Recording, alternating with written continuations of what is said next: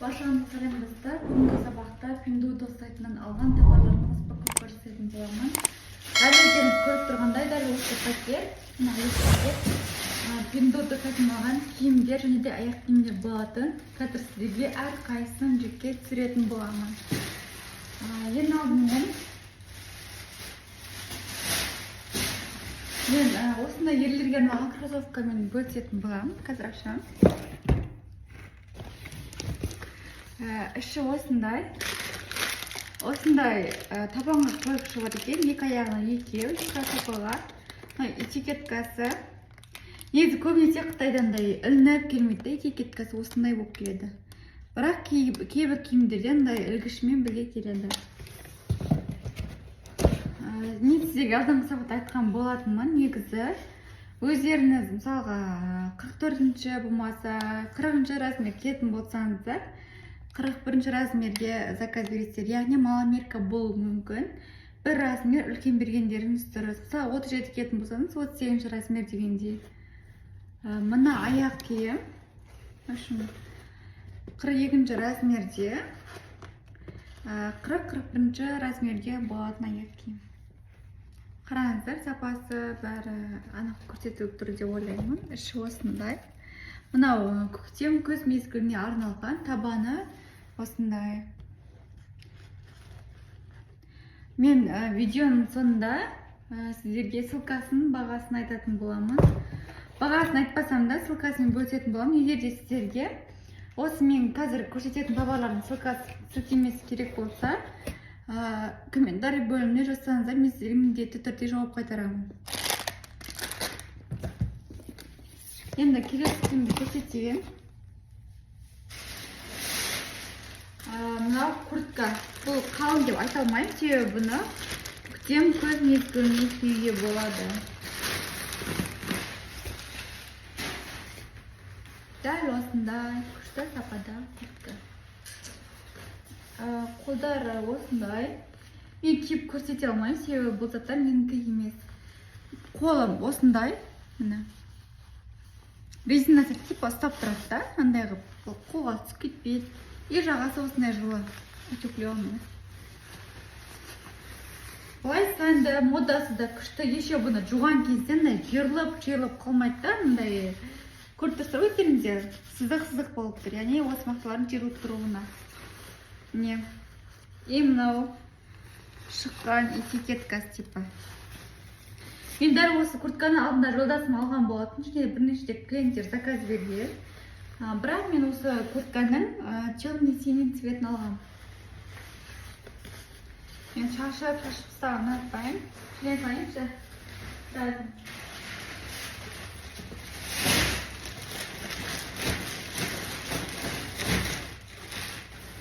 И тағы да көрсетем.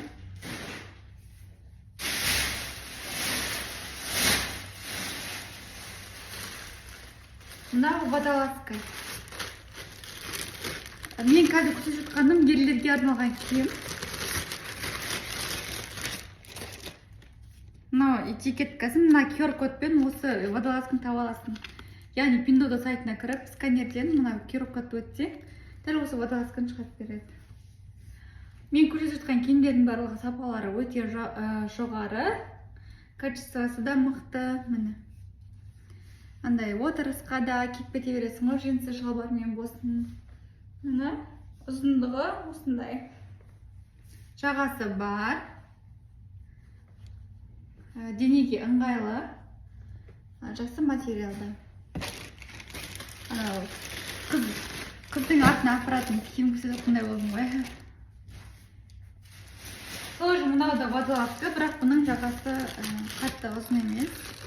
Бұл да қара түсінен. Цвет настроение черный болып тұр ма? Міне.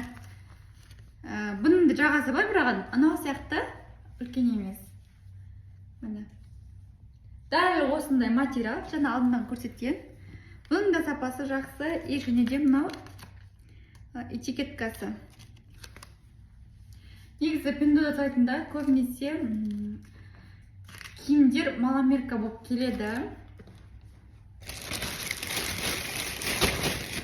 Дальше көрсетем. мына тройка спортивка бұл жұқа көктемде андай май айында, июль, август айында киюге күшті спортивка. Прям қалың емес. Кешке прогулкаға шықсаң да. В общем, мына трикосы андай түтіліп кетпейтін материал емес. Спортивный. Осындай. И мына сыртынан киетін спортивный костюмы. Негізі бұл тройка болатын. И мына ішіне киімге жұқа. Осындай. Типа водолазка. Бұны андай басқа да триколармен кие берсең де күшті. Прям өзіме қатты ұнап тұр, сапасы барлығы. Дәл осы киімдердің сілтемелері керек болса, маған комментарий бөліміне жазсаңыздар, мен міндетті түрде жауап беремін. Негізі көбінесе ер адамдарға сәл үлкенірек размерін алған дұрыс, себебі маломерка болып қалуы мүмкін. Өзім де алып жүрмін, негізі, бірақ сондай маломерка болып қалған киімдер бар. И мына жерде шалбар. Мына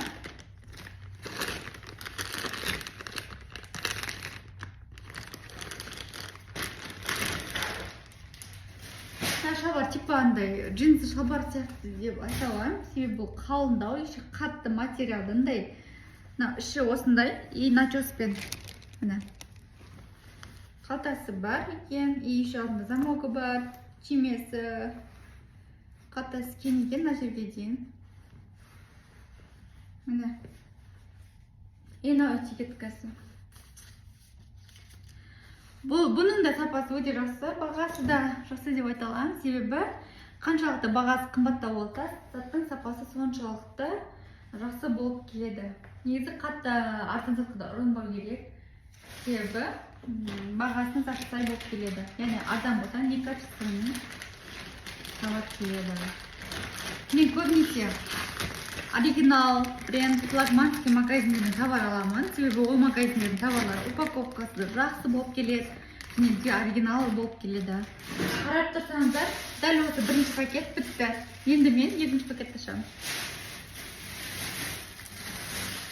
Бұл пакеттің біріне Пиндоданың мынау карго бар ғой, Алматыға келетін сон пакеттер ғой. Дәл осындай тройка спортивка алған болатын. 5000 теңгеден алған, негізі Қытайдың сайтынан скидка кезінде. Енді қазір сіздерге ашып көрсетемін. Екеуі бірдей размерде, сіз де бірдей қарап тұрсаңыздар, біреуін ғана ашып көрсетемін, иә?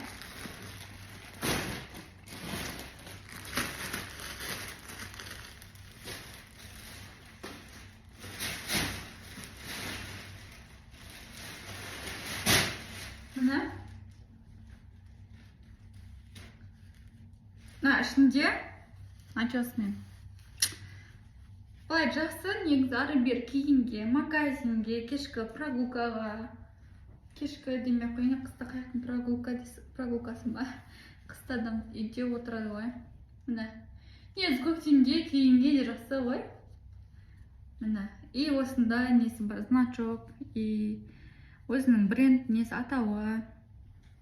Капюшонмен.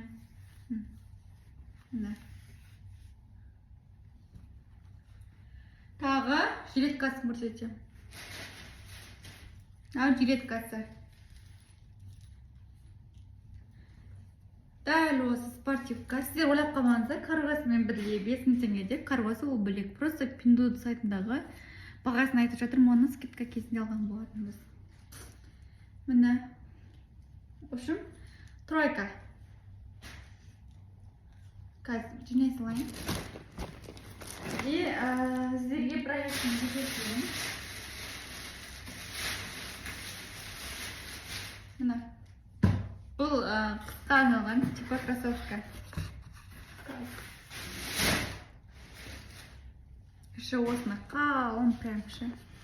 Табанында қалың екен. Су, жаңбыр жауса да, қар жауса да, прям смело киіп кете бересің. Қарға аяғың батып кетеді деп.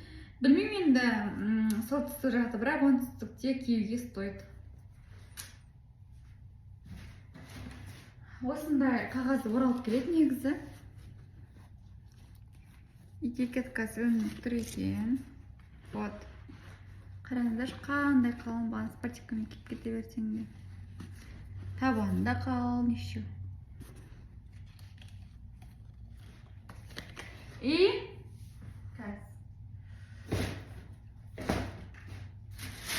достар, осымен распаковкам аяқталды. Менің каналыма тіркеліп қойыңыздар. Алдағы уақытта осындай распаковкалар менде, Қытай сайттарының басқа да, мысалы мен тек қазір Pinduoduo сайтымен үйретіп жатырмын ғой. Алдағы уақытта 1688, Taobao, басқа да сайттарда сіздерге үйрететін боламын. Каналыма тіркеліп қойыңыздар. Күнде Pinduoduo сайты жайлы ақпараттармен, шортс видеолармен сабақ түсіндіретін боламын. Сау болыңыздар, назарларыңыз үшін рахмет.